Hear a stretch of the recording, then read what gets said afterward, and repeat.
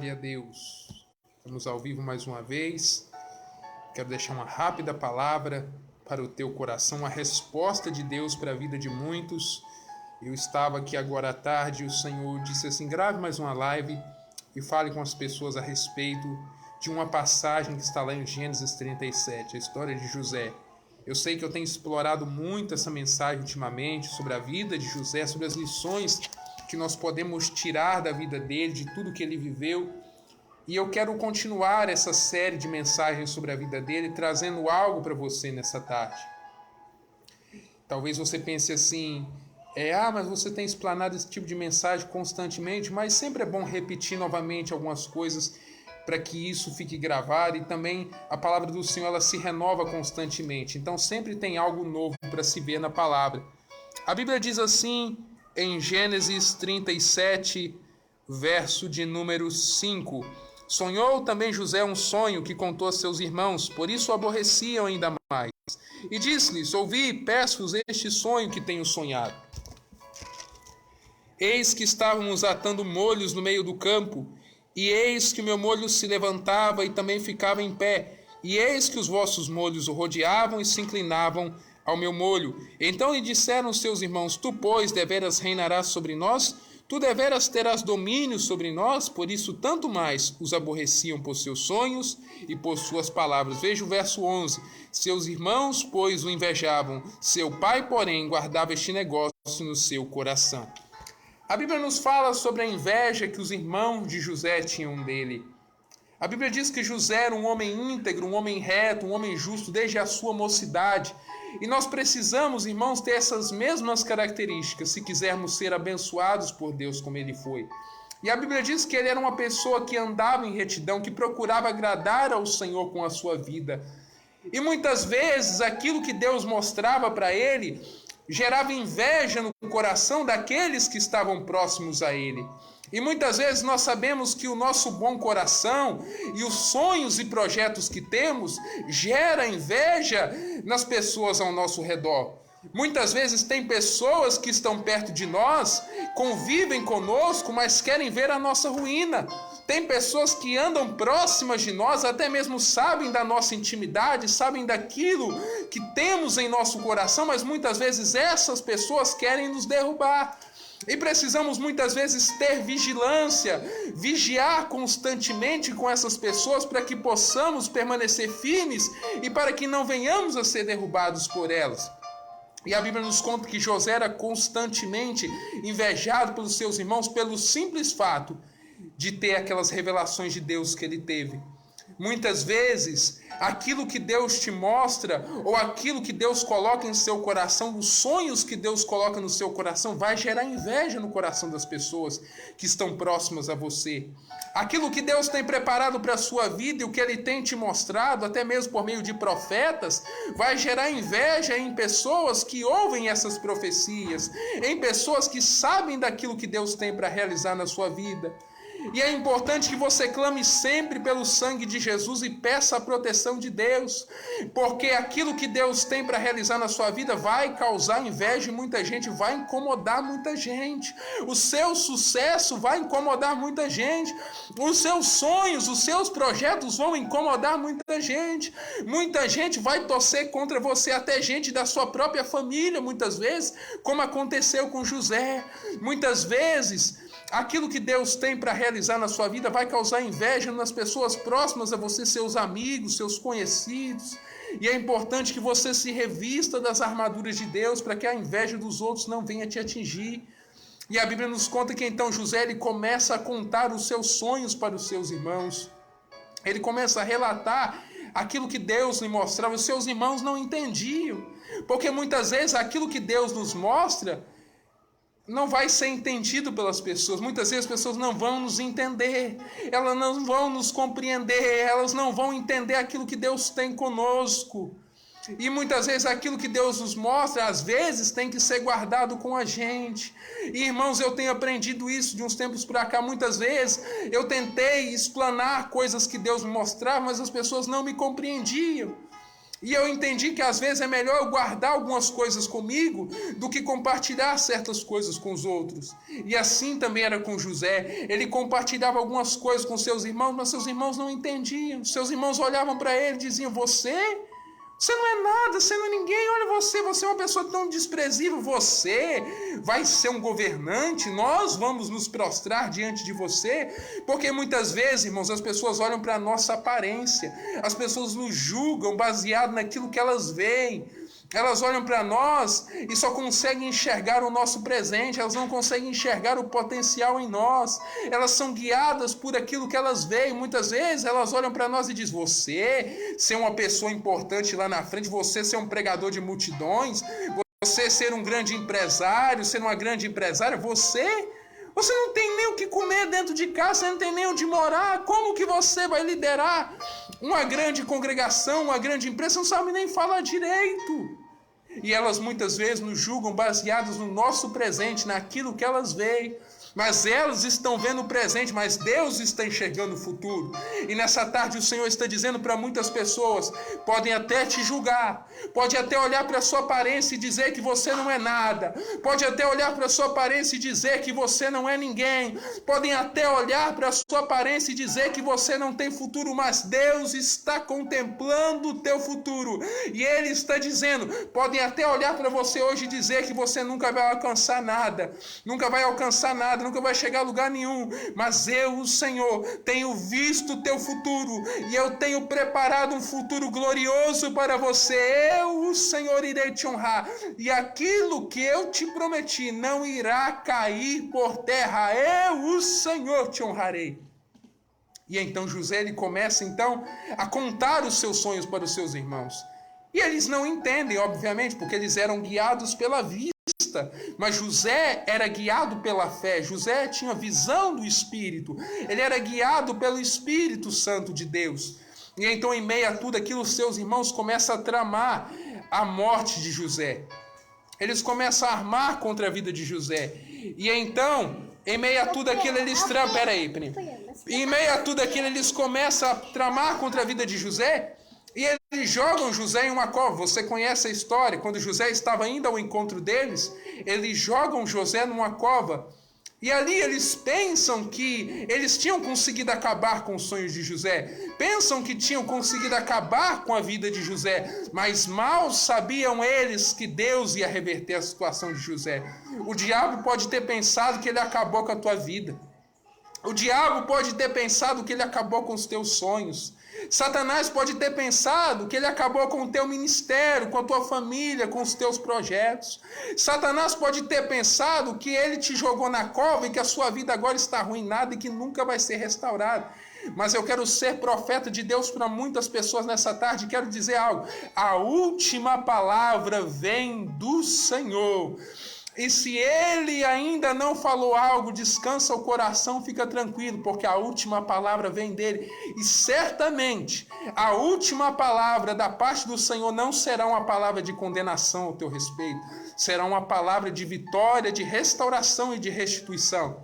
O diabo pode ter pensado que ele acabou com a sua vida. Ele pode ter pensado que você não vai mais se reerguer. Ele pode ter pensado que os teus projetos não vão mais se concretizar. Mas o Senhor tem a última palavra e nessa tarde Ele está dizendo para algumas pessoas: eu tenho poder para restaurar a tua vida. Eu tenho poder para restaurar os teus sonhos. Eu tenho poder para restaurar os teus projetos. Ainda que o diabo tenha dito: acabou, morreu, não tem mais jeito. Eu, o Senhor, tenho a última palavra. E nessa tarde eu, o Senhor, estou restaurando projetos que estavam arruinados. Eu estou restaurando sonhos que haviam sido perdidos. Ministérios que estavam destruídos. Eu, o Senhor, estou reerguendo pessoas do chão nessa tarde. Estou colocando em um lugar de honra para mostrar que eu sou o Senhor. E então José, ele é colocado naquela cova. E parecia que a situação dele não ia se reverter. E ele então vai tirado dali, vai para a casa de Potifar, passa por uma situação desconfortável na casa de Potifar. A mulher de Potifar tenta ele não cede à tentação, ele continua firme com Deus, mas ainda assim ele é caluniado por ela e ele é jogado na prisão.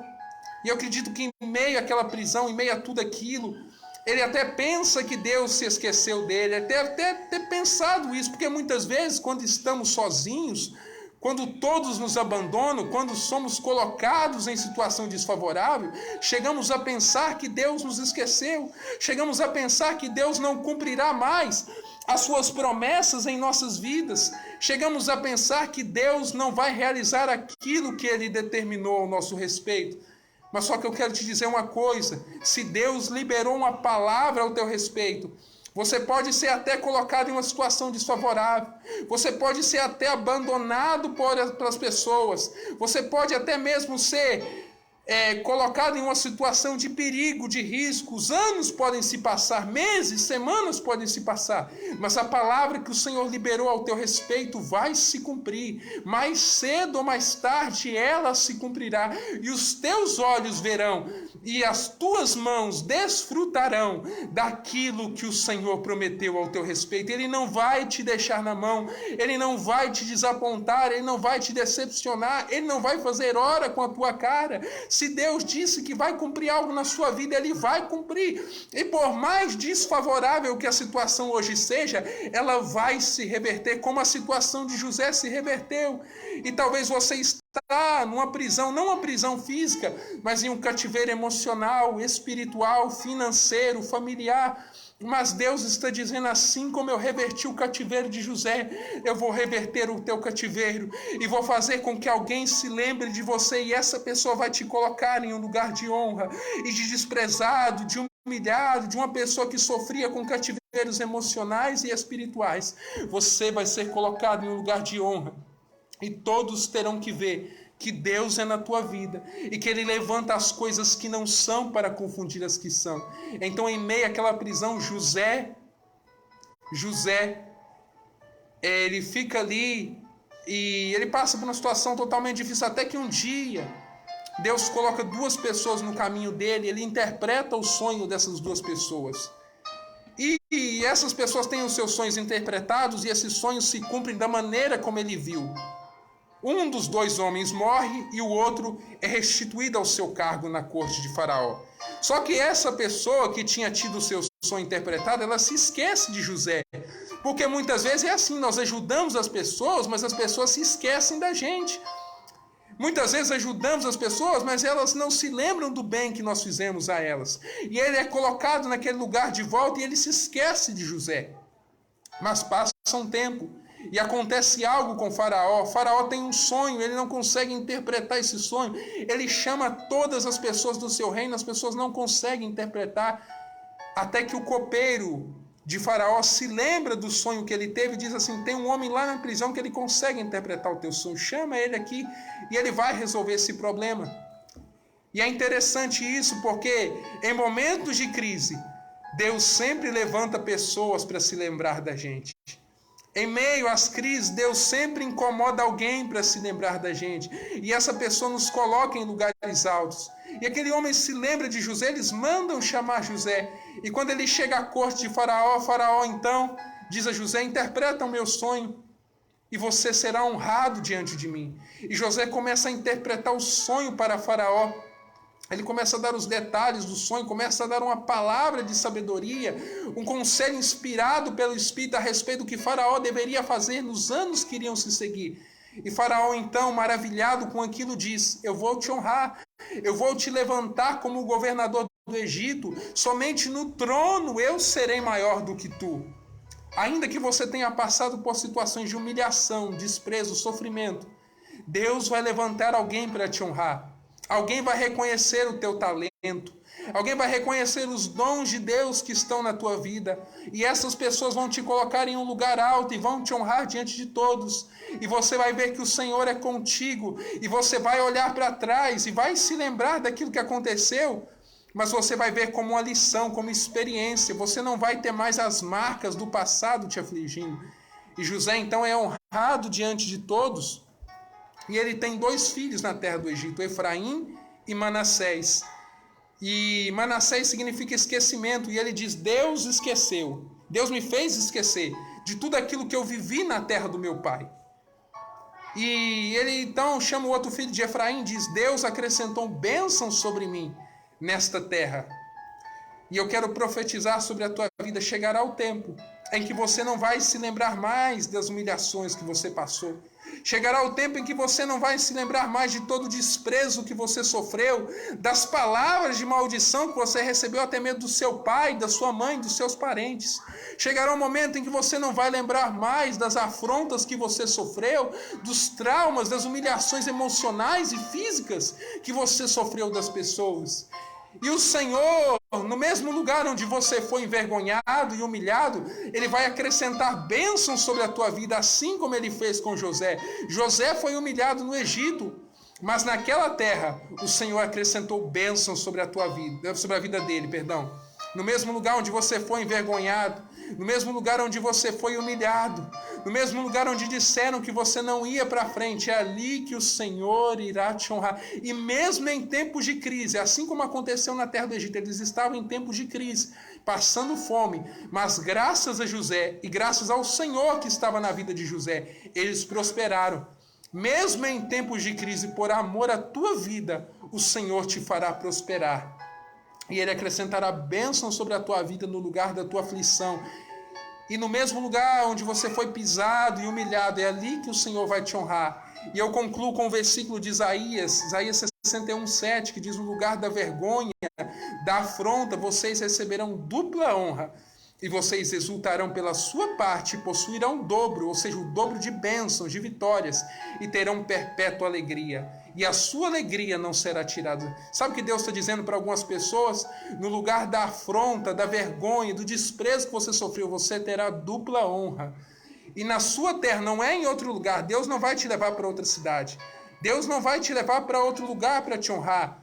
É nesse lugar onde você vive hoje, é no lugar onde você está sendo desprezado, é nesse lugar que você será honrado, e na sua terra você possuirá o dobro de bênçãos, de vitórias, e terá perpétua alegria.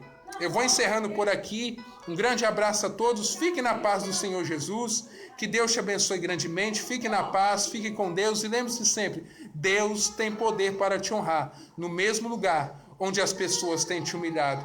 Deus tem tempos de dupla honra para você. E ainda que a inveja das pessoas esteja grande em cima de você, Deus é poderoso para repreendê-la e fazer com que ela se transforme em bênçãos incontáveis sobre a tua vida, em nome de Jesus. Que Deus te abençoe, Deus abençoe a tua família, Deus abençoe o teu ministério e acrescente bênçãos sobre a tua vida, em nome de Jesus. Uma terça-feira abençoada a todos, é o que eu desejo e oro por você, em nome de Jesus, para a glória do nome do Senhor.